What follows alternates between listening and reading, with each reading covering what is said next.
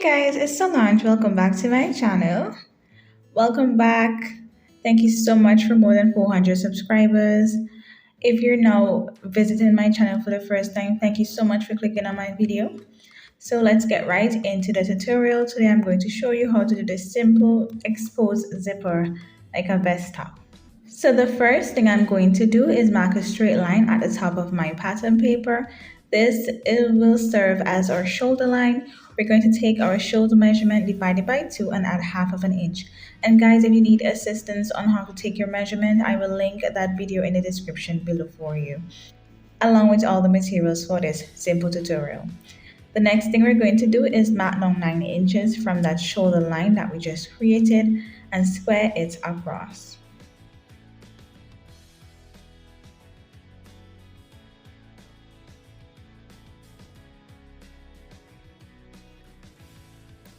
The next step is for us to mark our shoulder to our natural waist measurement. Mine is 16 inches originally, however, I wanted the length of my top to be slightly like an inch longer than it just being exactly at my natural waist. So I went ahead and did 17 inches for that.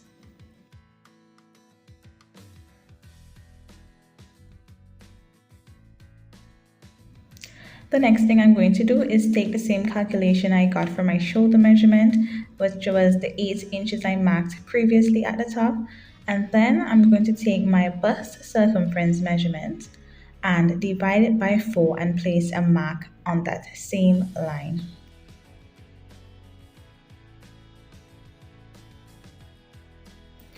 After that, I'm going to take my waist measurement, my natural waist measurement, divide it by 4 and place a mark on our third line.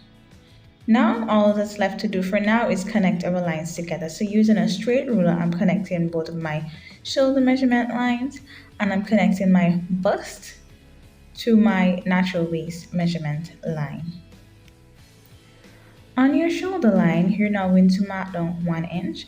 Really because, we're not robots, our shoulders are slightly sloped. So we need to create that. And I went in 2.5 inch at the front. I'm going to connect this 2.5 inch mark to the 1 inch mark we went down on our shoulder.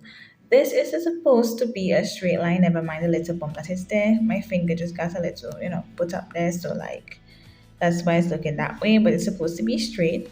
Now I'm going to go up 1 inch at the corner here, at the right corner, and just, freehand the curve here. If you have your curve rulers, you can use that. But I was in a rush to do this top, so I just went ahead and drew that in. I had no time to look for that curve ruler. The next thing I'm going to do is go down 1 inch at the front here and curve the 2.5 that we went up previously to the 1 inch mark. We're going down now on the front.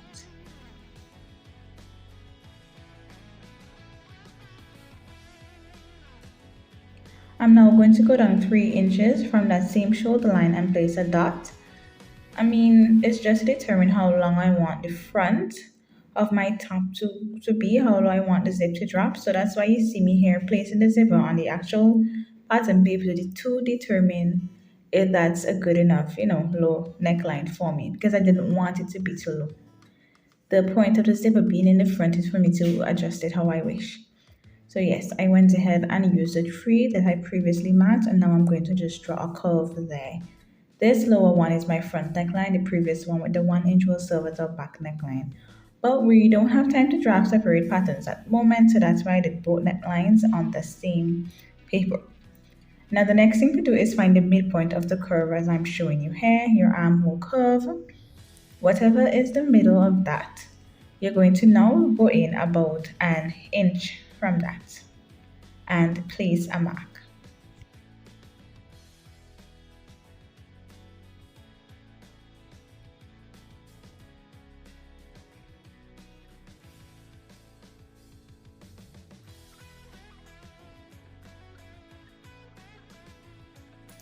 You're then going to draw a curve connecting the top of your armhole back to the same curve at the side. However, you're ensuring that you're passing through the 1 inch mark that you just created.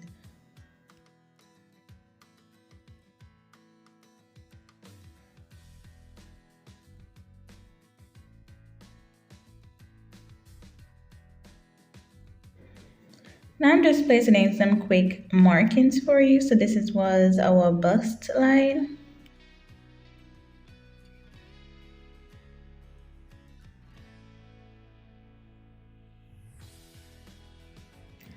At the top there was our shoulder line, so I put SH, and the bottom was our natural waist, so I put NW. And the lower neckline, as stated before, was the front of our pattern, and the higher neckline is the back of our pattern. That's the only difference between the front and the back for this tutorial.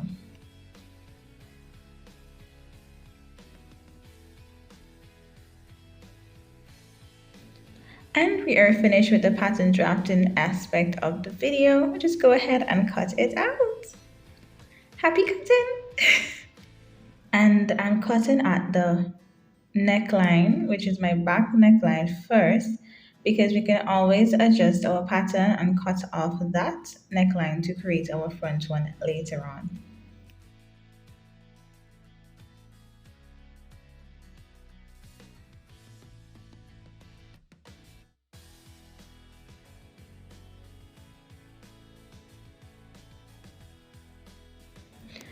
So I've had this fabric a while now, probably like a couple of years. I used some of it to make a beautiful dress for my sister. It's called Liverpool fabric. It only stretches in across the selvage edges in one direction, but it doesn't in the other. So yes, I thought this would be perfect for the top. So what I'm going to do is fold it in half again. So basically, it was already folded in half, and then I folded it again, so I now have, these two folds. And at the folded area, I'm going to go ahead and place my pattern like so. And I'm going to go ahead and pin it into place.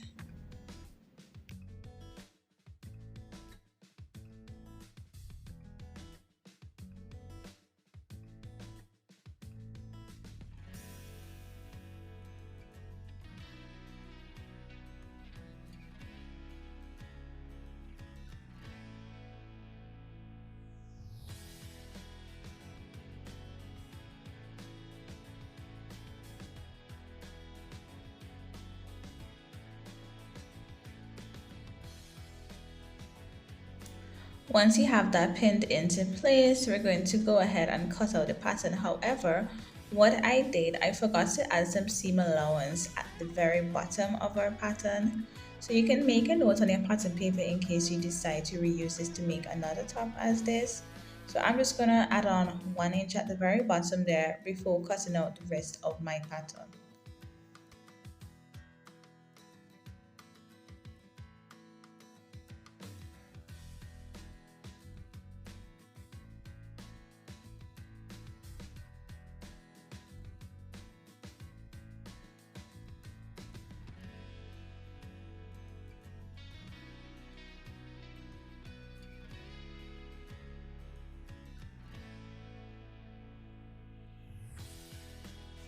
And this is what we have. So it's basically two pieces. Both pieces serve as a back pattern at the moment, but what we're going to do is just remove one of those pieces and refold one so that we can now use our pattern to lower our neckline to make it, become the front. Because remember I said before the difference between the both of them was how low the front neckline was in comparison to the back. Now, if we just use a pattern to recheck how low it was, you can just place your 2 inches and recurve if you don't want to cut the pattern you've already created, or you can go ahead and do as I'm about to do and just cut off the neckline there and pin it onto the fabric, because that was the original reason why we did the front neckline on the paper in the first place. Yes, so that's what I'm going to do, just pin it onto the fabric and cut out the neckline.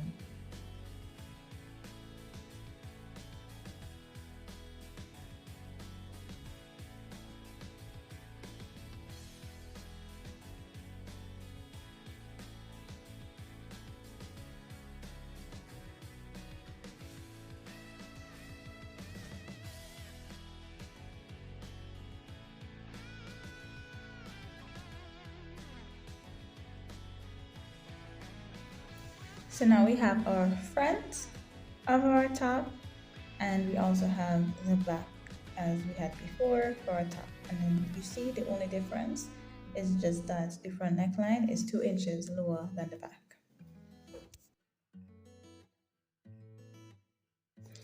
The next step, I'm just going to put 2 notches, one at the very top of the front. It's folded in half, and I'm just going to put a clip at the front, at the top, a very small clip, and one at the bottom.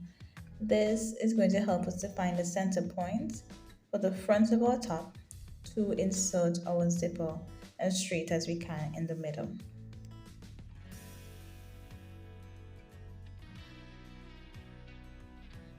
Using some tailor's chalk, I'm using the wax one, so once heat is applied, it will be erased.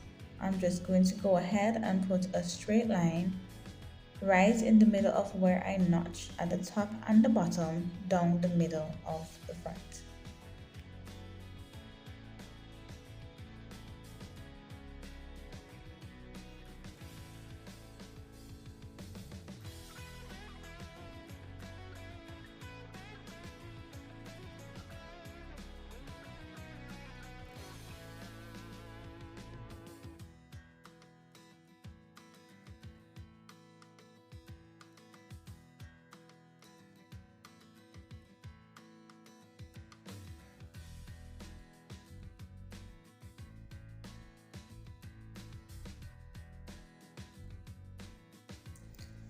I'm now placing my zipper on top of that line so that I can mark where my zipper stopper is.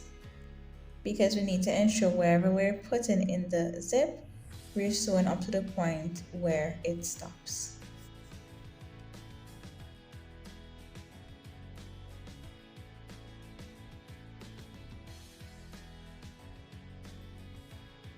The next thing to do is mark about 1/4 inch away from below our zipper teeth, so that we'll be able to line it up with the same horizontal line we just made on the front of our top. So my zipper is now flipped over onto the wrong side.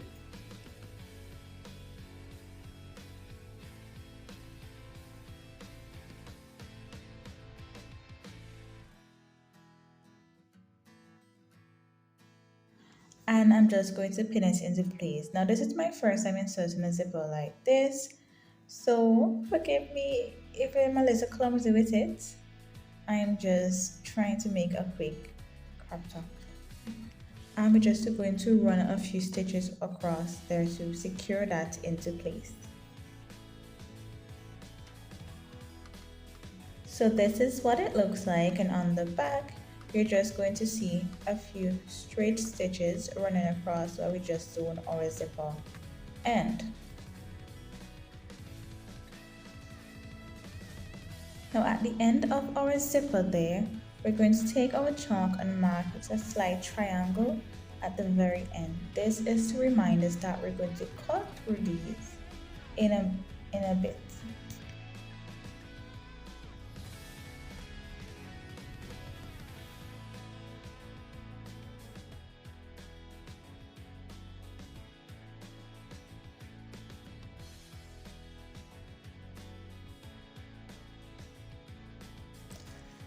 Using my scissors, I'm now going to cut down the same middle line that we created previously, but when we get to the triangular areas, we're going to ensure that we're cutting through them as well. Like this is supposed to reduce some of the bulk when the zipper is being inserted, create some ease. So I'm really hoping I'm doing this right. As I said, it's my first time using this kind of zipper, but practice makes perfect. Rather, it makes improvements, and even if it doesn't come out perfect, as it didn't, I'm willing to try this until I can get it right. And once we flip up our zipper, it's supposed to look something like this once it's finished sewn into our top. So now we just need to place the right sides of our fabric together with the right side of a zipper, starting with one end at a time and sewing from the bottom going up to the very top. So that's what I'm going to do now. I'm going to flip my fabric on the right side and try to attach one end at a time from the right side at the bottom going up to the top. I'm going to pin this into place. However, you can go ahead and baste it into place as well. This might help better, but as I said, I was really in a rush doing this top. It was literally to wear the exact same time. So time was running out for me.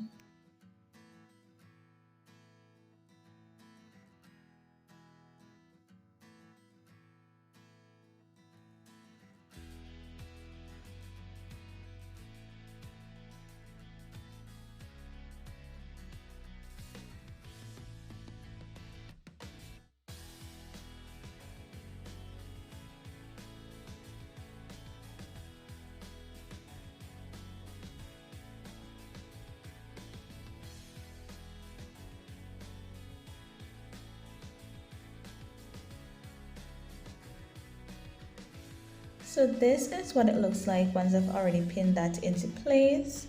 And it looks a bit bulky. Hopefully once I'm finished sewing it, it should flatten out at least a bit more. So I'm now going to take this to my sewing machine and do that. I've already done that, and this was the result of that. I must say at the very end of the zipper there's like a bulge as you see there. I'm not sure where that came from or what I did wrong, but it's not too bad. So I will just go ahead and proceed with the tutorial. Um, Now I'm going to do a top stitch around the edges, starting from the one end, going around that area and going up to the other side.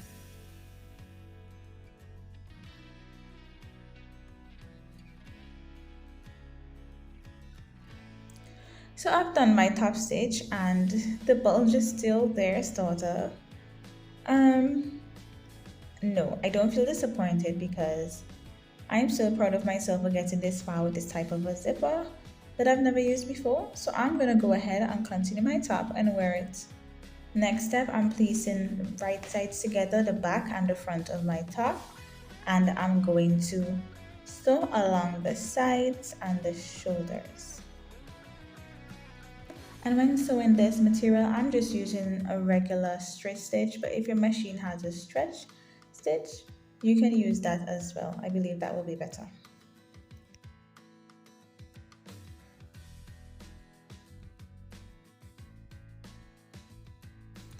So I've sewn the sides and the shoulders for my top. I'm just using my pink in Shears to go ahead and clean up the edges because I was too lazy to go and change the serger thread to pink or like to white or black or something. And because it is a stretch fabric, I could have gotten away with just using my pink in Shears to stop any fraying, but this fabric was not fraying anyway. But to make the inside look a bit neater, I just went in with the pink in Shears, which worked just as fine. Once that is done, this is how it looked on the wrong side. I'm gonna flip it over to the right side and show you what it looks like so far. We are almost there, guys, just hang in there.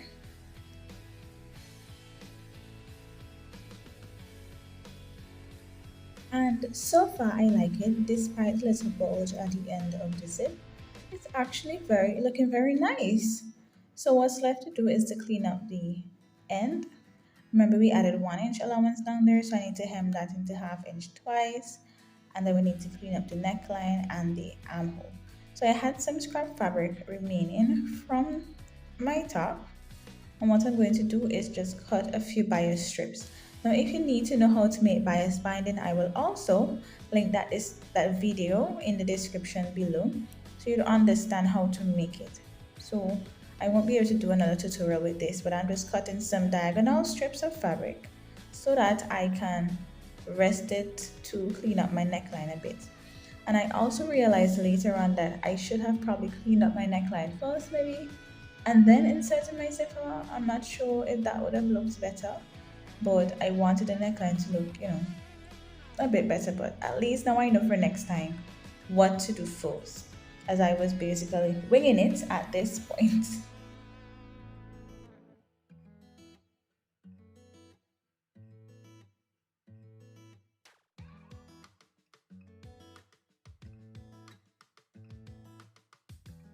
So I have my bias strip. So what I'm doing, I'm placing the right side of my bias strip along the wrong side of the inside of my neckline so that by the time I flip it over onto the right side, it will look nice and clean.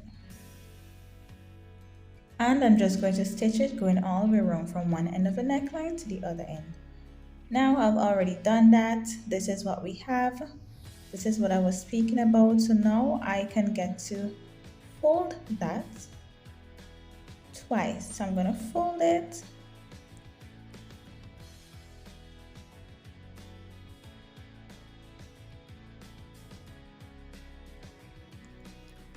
and then I'm gonna fold it again and then do a top stitch going all the way around from one end to the next. And this is what it looks like once the bias strip is already at the neckline. Now you can do the same for the armhole, but because this fabric was basically, stretchy and time again with this tutorial for this top, I decided I can bend in the armhole twice by 1/4 inch each. So I'm just gonna fold it in and fold it again and then do a stitch going around the armhole. Just a regular 2 or 2.5 straight stitch there.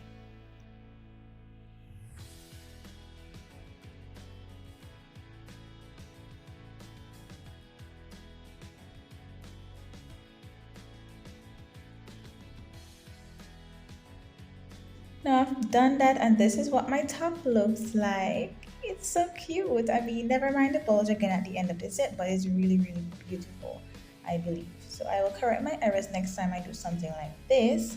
But guys, if you reach this far, thank you so much for watching my video. I truly appreciate it. Thank you so much again for more than 400 subscribers going. And keep posted.